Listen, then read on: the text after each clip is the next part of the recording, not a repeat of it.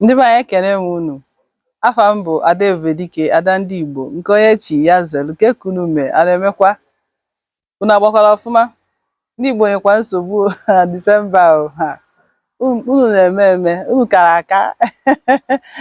Mana ịma na nọọ iri ji ọfụ ka ndị Igbo ji eme New Year. Mana ekene dịrị Chukwu. Biko n'ihe onyonyo nke anyị na-eme, a sị nke anyị kwuo maka mkpa ọ dị anyị nachikwa otu ndị nna nna nna anyị si wee nụọ di na nwunye. Ihe onyonyo a na-eme, ana m eme ya n'uche nke m. Nke a bụ n'uche nke m. A sị na uche onye adịghị njọ. Ana m eme ihe onyonyo a from my experience as a retired nurse, midwife, as nne. Ana m emekwa ihe onyonyo a maka ihe na-eme n'ụwa kịta, from experience m nwetara n'ihe na-eme n'ụwa kịta. Ihe onyonyo a adị m eme ya ka ọ gbasaa ezinụlọ, ma ọ ka mmadụ hapụzi ịfụ nwunye ya ma ọ di ya n'anya. Adị m eme ihe onyonyo a ịkwado chichin. Anyị na-akwado chichin, nkwugharị, anyị anaghị akwado ya. Igbo amaka da-akwado nkwugharị, ya na-akpọ ndị oyibo na-akpọ chitin. Ihe onyonyo a anaghị akwado na sexism, amoosu, ma ọ bụ ịkụsa ịtịkọ isi na isi. Ọ naghị akwado ihe ọjọọ ọbụla ga-emebi ezinụlọ.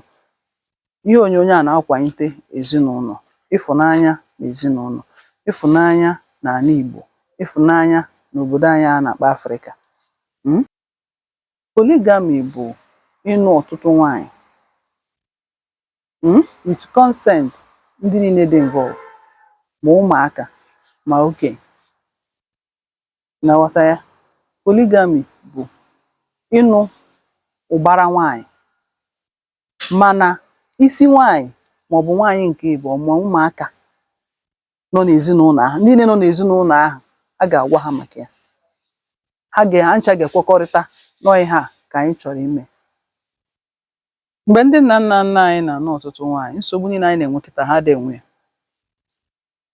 Nwoke lụọ oge ịnụ nwaanyị achọ ya nwaanyị ọnụ. Ha na-enwe nsogbu niile anyị na-enwe. Agbụrụ nke anyị wee bụrụ agbụrụ kacha wee gụọ akwụkwọ. Anyị agụsịzi akwụkwọ wee mara ife, dịza ka anyị ma ife too much. Waza anya, wee wara anya wee wafalie oke, anyị ada afụzi onwe anyị n'anya. Agbụrụ a wee bụrụ agbụrụ ụmụ nwaanyị na-adị too jealous. Agbụrụ a wee bụrụ agbụrụ ụmụ nwoke na-ejezi mmemme, ada edu nwunye ha eje. Ọkwa one wife, ofu nwaanyị, mana ada edu ya eje mmemme. Agbụrụ a wee bụrụ agbụrụ bụ obere ihe onye ọbụla ewesebego ibia iwe. Wee tinye anya na wee jụbazịa kedu ihe mezi agbụrụ a ji ewe iwe ọkụ, kedu ihe mere agbụrụ a ji dị too jealous, kedu ihe mere agbụrụ a ji nwee the highest rate of single mothers, divorce cases and everything na-eme kịta, even gayism, lesbianism. Ka ihe mere agbụrụ a ji dịzie iche. Wee bụ na anyị rapụrụ ntọala ndị nna nna nna anyị tọrọ anyị. Wee si n'obi nke m ka m bịa kwukwuo obi m na ọ bụrụ na anyị nachie nụọ ọtụtụ nwaanyị otu ndị nna nna anyị si eme, na anyị solve at least 50% of problem anyị nwere n'ụwa kịta. Ama m ihe m nwa na onwe m gagide before m nweta ezigbo di. So di ahụ adịghọzi like that otu ọ dị mgbe anyị na-eto. Ya bụ na ịgụcha akwụkwọ ahụ ka bịa bido isi chọba di, ifugi ya na di adịghọzi otu ọ dị, o wee na-enye anyị nsogbu n'arụ. Polygamy ga-solve biological problems anyị na-enwe. So many biological problems. Ije n'ụlọ ọgwụ ndị mmadụ eju. Polygamy ga-solve economic problems anyị na-enwe. Polygamy ga-solve marital issues anyị na-enwe now. So many marital issues. Divorce cases, ọ nọ na rooftop now. Polygamy ga-solve spiritual problems. Kedu ihe ndị mmadụ na-achọ n'ụlọ ụka? Most of ndị mmadụ na-achọ n'ụlọ ụka bụ ihe anyị ga-etukwa n'otu akpa solve all the problem. I need your father more iji ụka ọbụla. Ihe dị na nwunye tukwa na solve, a na-aja na-achị ya n'ụlọ ụka. So I believe na polygamy ga-solve so many spiritual problems. Polygamy ga-solve emotional issues juru ebe niile. A lot of heartbreaks. Polygamy ga-solve ya. Polygamy ga-solve burden so many burden dịkịta na ịzụ nwa. Polygamy ga-asolve ya. Ka esi kee nwoke na nwaanyị dị iche. Arụ nwaanyị na arụ nwoke abụrụ ofu. Oge nwaanyị na oge nwoke abụrụ ofu. Abịa na arụ nwoke, ụtụtụ ọbụla amụghị ekene. Nwoke nọ ọrụ 24 hours ọ nọ ọrụ. Nwoke ya atụa nwaanyị ime. Ọ ga-atụgide nwaanyị ime even 90 years, 100 years nwoke na-atụ nwaanyị ime. Mana nwaanyị 45, 50 years ọ bago menopause. Ịghọtago, ọma amụnwuzi nwa.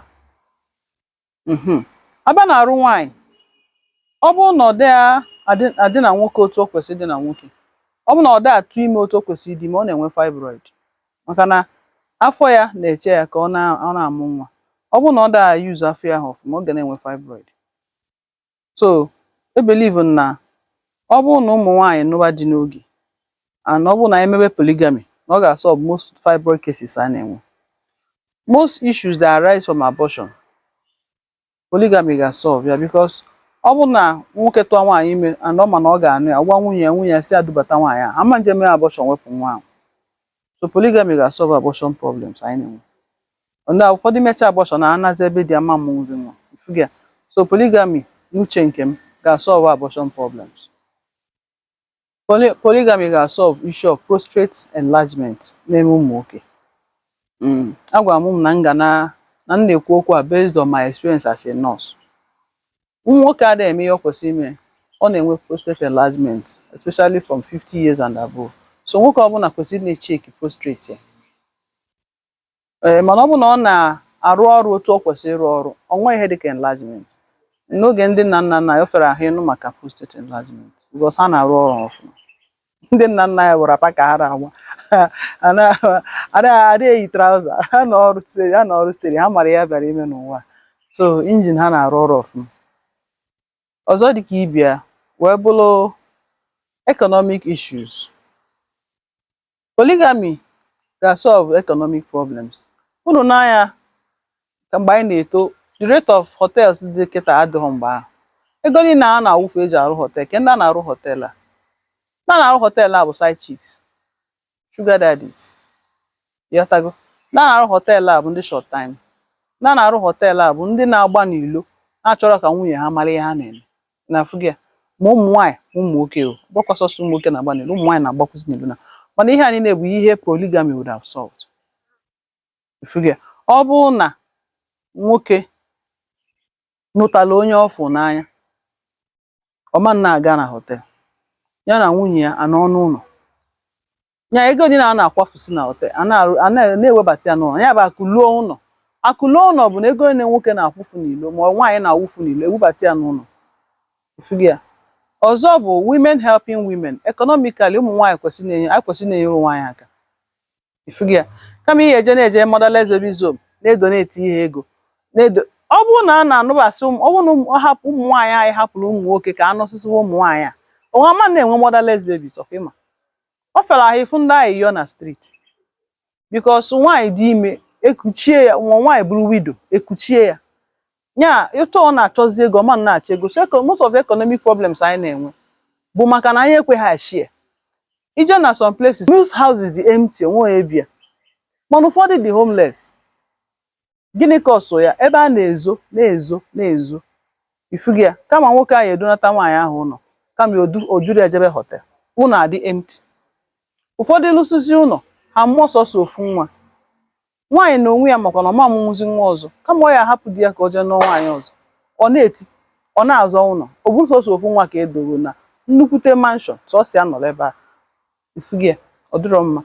Ọzọ dịka ibia bụ mgbe ndị be anyị na-eshi etins onye anya na nwanne ya, agụụ adịrọ, ihe isi ike adịrọ. Ya bụ na polygamy na-encourage sharing and ọ ga-help na isolve problems anyị na-enwe, economic problems anyị na-enwe. Ọzọ bụ na marriage bụ business. No matter how you see it. Ndị nna nna anyị run marriage as a business, as a company, as a conglomerate.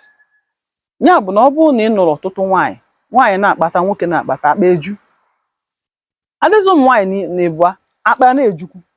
ada ụmụ nwaanyị tọ oju nya ego na ọbụla akụ na-atakasị ezinụlọ a ga-abụ ezinụlọ nya ada ata ntịfata ifugia most wise men na-anụ ọtụtụ nwaanyị for economic reasons. Then ụmụazị a na-amụta ha toto ha etokwa eto they will become adults and also working, they also bringing money, bringing things into the house ifugia most politicians na-anụ ọtụtụ nwaanyị maka political reasons. So if na marriage is kind of business, so ịchụpụsịa ndị ga-enyere gị aka ịgbagaza n'ụlọ ụka na-eti my helper o yotago your helper o but ịchụpụgo your helper nye ọ bụla anyị na-anabata onwe anyị na-anabata ifu solid mind ifu like minds ndị gị na ha na-emekọ ofu ihe una share things yotago una share especially ụmụ nwaanyị ka nna agwa ifu nwaanyị ibe gị na-agba mbọ bụ ndị dị lazy na-achọ onye na-enye ha ego nwaanyị ibe gị na-agbasi mbọ ike na-alụsi ọrụ ike nwere ezigbote aka ọrụ inyere ya aka ọ bụrụ na ọ dị bụ problem esi okay let's share let's go anyị ejebe ihe na-ada woman na-alụta ọ na-alụbata ya n'ime ụlọ na-enyere gị nwa aka gị nwa na-enyerukwa ezinụlọ aka gị nwa na-agbakwa mbọ. Polygamy does not promote laziness ifugi ya ọ bụghị onye nke a tukwu n'ime ụlọ enwegoro onye ya nọ n'ụlọ ịma na at least ego dị na na-akwụ nani ego ya na-akwụ ndị maid nke ahụ ewere nke a na-esave ya ịghọtago ya bụ na polygamy bụ something ga-help anyị economically. Ọ bụ na inwe ọgụgụ isi watch eye of before that na ihe anyị na-aza bụ before bụ Uche and Sons Nigeria Limited yotago abịa na family bụ the first company, first unit, first everything. Family dị mma obodo adị mma ọ bụ na family ga-asa that country ga-asa asa unu nebe anya na countries anyị na na-agbaga ụfọdụ na-agbaga Dubai na-eme polygamy yotago some of these Emirati countries na-eme polygamy very well and that is why they are stable and ndị be anyị na-agbaga ebe a amaro reason ha ji dị stable. Abịa na mental health challenges now because of high rate of divorce cases enwere so many people nwere personality disorders right now enwere many people nwere depression yotago traumas from childhood ụmụaka na-achọwa both parents families both parents nọ raise ụmụaka na dị more stable more sound karịa family single parent homes yotago so ọ bụrụ na ebido mewe polygamy otu ndị nna nna anyị si eme anyị ga na-erezi ụmụazị dị healthy be na ụmụazị anyị ga-akpakọsị ọnụ because ọ need nwoke no matter ihe ọ sọkwa gị na-eme nwaanyị need nwoke nwoke need nwaanyị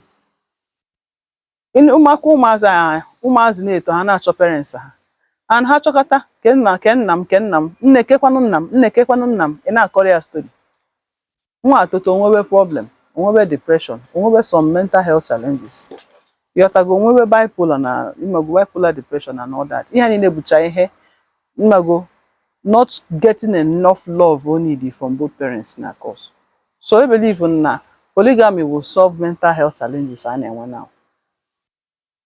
Depression, loneliness, ọdịrọ mma igwe bụ ike unu ejuru eju no dull moment ụfọdụ na kazia nka ejebe old people's home enwezi onye na-eneta ha onye na-ekunye ha mmiri chọbala ha maid ya na ha ya ebi maka gị na onye ọbụla apụsigo onwezi onye nọ n'ụlọ maka na igwe bụ ike. Ọzọ bụ spiritual problems. Polygamy ga-solve spiritual problems. Nwaanyị ọbụla emere ego n'isi ọ fịaka ahụ efu ebe ọ na-enwe spiritual husband like spiritual husband or spiritual wife problem maka by the time ị ga-anụ nwunye gị kwe ndị nna nna nkwa na ị ga-enete anya ọfụma ajọ mmụọ ọbụla esepụ aka n'isi ya. Nwoke na-protect nwaanyị nwoke ga-protect 100 people spiritually just his presence being there. So ọ bụrụ na nwoke nụọ nwaanyị ọ na-achụ ajọ mmụọ ụjọ. So I'm encouraging our young girls to marry early to avoid spiritual husbands.